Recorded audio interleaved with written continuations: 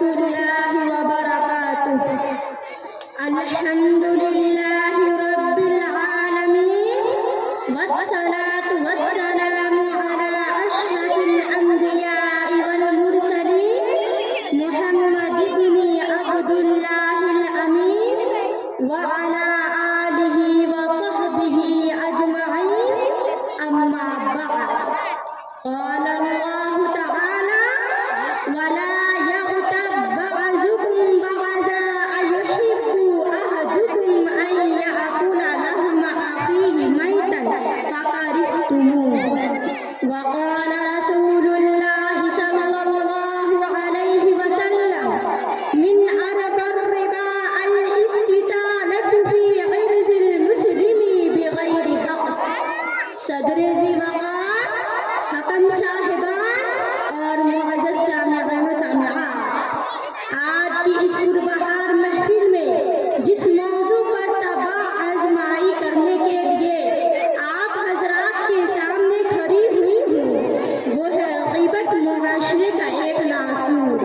معزز سامعین و سامعات، اسلام ایک دین فطرتیں ہے.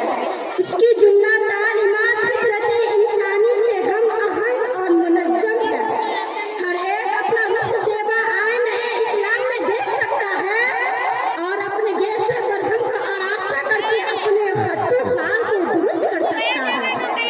اپنے جسم کے داغ و دھبکا اور بدن کے درد و غبار کو اس آئینہ اسلام میں دے کر دور کر سکتا ہے.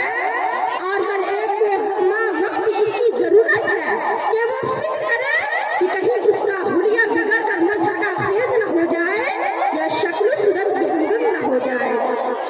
سامعین و سامعات، اسلام نے عالم انسانیت کے سامنے ایسے اصول و ضوابط اور تعلیمات پیش کی ہیں جن سے ایک انسانی سوسائٹی تشکیل پاتی ہے اور اچھا و خوشگوار ماحول وجود میں آتا ہے اور بہتر معاشرہ کی داغ بیک کرتی ہے. یہ ایک ناقابل انکار حقیقت ہے کہ معاشرہ اس وقت خوشگوار، دلنواز، مشکبار اور پربہار نہیں ہو سکتا جب تک آدمی کی عزت و آبرو محفوظ نہ ہو اور ہر فرد کو اپنے امن و بقا اور تحفظ کا پورا یقین نہ ہو. اسی لیے مذہب اسلام اور اس کے پیغمبر آخر الزمان محمد عربی صلی اللہ علیہ وسلم نے انسانی عزت و آبرو کا بڑا خیال رکھا ہے اور اس سلسلے میں سخت تاکیدیں، ارشادات اور احکام ثابت کیے ہیں.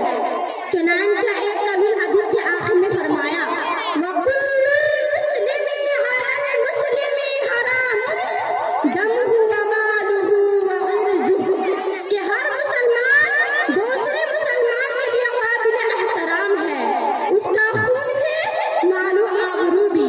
لہذا کسی کے لیے جائز نہیں کہ مسلمان کی عزت و آبرو پر ڈاکہ ڈالے، اسے پامال کرے اور ناحق دست درازی کرے.